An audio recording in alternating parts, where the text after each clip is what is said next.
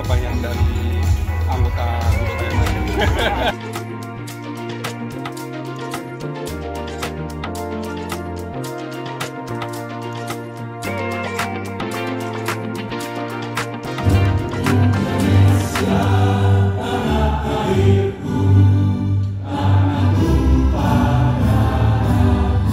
Bapak Taufan Febiola.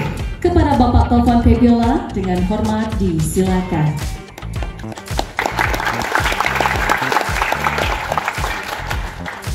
Yang saya hormati Bapak Adi Indarto Hartono selaku Presiden Direktur Bina Arta Sekuritas. Selamat datang Pak di Pontianak. Yang saya hormati Bapak Pirrich Yose. Jadi ini adalah dua orang luar biasa. Inilah dia Bapak Pirrich Yose. Beliau adalah seorang yang sangat luar biasa, seorang Head of Derivative Business Development Unit Indonesia Stock Exchange. Dan di belakangnya menyusul Bapak Adi Indarto Hartono. Beliau juga merupakan seorang yang luar biasa ya, lulusan pendidikan Master of Degree di University of Boston, USA.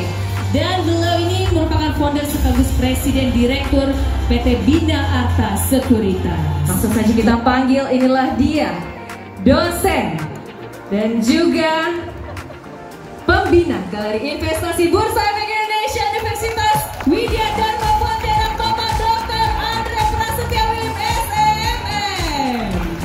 Luar biasa. Wow, tiga orang head. Dan setelah itu kita lanjutkan dengan Pak Adi yang akan melanjutkan ke sesi kedua. Nah, untuk waktu dan kesempatan biar bisa lebih cepat, saya langsung serahkan ke Pak Biar. Silakan untuk memulai. Produk-produk yang akan kita bahas di sesi siang ini yaitu structured water, kita punya ETF, kita punya obligasi yang kayak itu semuanya produknya. Kemudian harga kalau turun ya gitu ya. Kalau misalkan harga lagi turun, coba nih kalau bisa short. Ada nanti kan. Dan yang terakhir adalah cash out. Aduh, saya pengen nih produk lain lagi trennya lagi naik. Saya mau jual posisi saya di sini. Cash itu bukan bulan jatuh tempo. 4 itu menunjukkan tahun jatuh tempo 2024. Cash itu bulan November ya. Dan ini kalau dilihat dari listnya dari kalau sahamnya akan turun, gimana caranya kita untuk menghindari nilai aset kita merosot? Atau bisa juga nih, saya nggak mau nih jualan sama nilai aset lagi di mana? Ada saham-sahamnya itu aset kita jadi minggu kan? Perkenalkan, nama saya Opi Ditya Putra, saya berasal dari Universitas Sosok. Yang saya ingin tanyakan adalah kalau produk SSM ini kan kita bisa jual tanpa punya aset tersebut, tanpa punya saham. Jadi pas kita jual tersebut, kita pengen tahu kalau kita dapat untung itu pas saham naik atau turun. Sekian, terima kasih. Pak, tadi siapa namanya Pak? Oke, Pak Opi. Kalau Bapak pasang posisi jual dan harga turun, baru untung di sana. Kalau pasang jual, harga naik, ya rugi. Berarti kan Bapak jual lebih murah gitu, padahal harganya udah naik ya, kayak gitu ya. Begitu juga sebaliknya, kalau Bapak pasang posisi beli, untungnya kapan? Untungnya adalah ketika harganya naik gitu. Terus gimana caranya kita mengetahui berapa keuntungan kita? Itu yang paling penting kan. Yang pertama adalah saya untung atau rugi, kondisinya gimana. Yang kedua adalah berapa besar. Besarannya adalah Bapak lihat aja. Tadi belinya misalkan pasangnya posisi beli nih, Pak Andre. Belinya harganya 5.000 misalkan. Kemudian kita lihat nih, belinya apa nih? BBCA Futures ya, atau mungkin kayak Pak Adi tadi ASI Futures. Belinya 5.000. Kemudian harga sahamnya naik jadi 5.100. Keuntungannya adalah selisih dari harga saham ASI dengan harga pembelian Bapak A yang tadi yang Astranya yang 5.000. Berarti keuntungannya berapa? 100 rupiah. Gimana kalau ternyata harganya turun jadi 4.900, berarti ruginya 100 gitu. Sesederhana itu Pak gitu.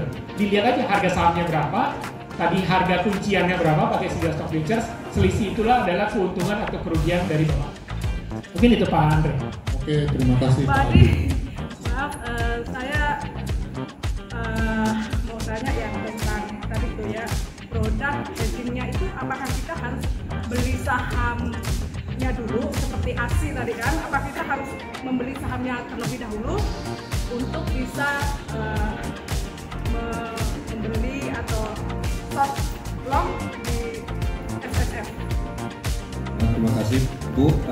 Jadi kalau kita tidak mempunyai aset dasarnya, astranya misalnya, kan nggak bisa melakukan hedging, karena hedging itu sebenarnya lindung nilai, bukan alat spekulasi. Kalau Ibu nggak punya aset dasar saham aslinya, tapi kemudian Ibu short, artinya sebenarnya Ibu membuka posisi sendiri gitu. Ibu melakukan short positions, bukan hedging. Ya, kalau hedging itu ada long, ada short. Kalau kita membeli aset itu artinya kita long sebenarnya. Kalau kita udah long asetnya, untuk hedging kita harus short kontrak atau short atau jual. Begitu kita jual, kita udah nggak punya resiko terhadap pergerakan harga, ya kan?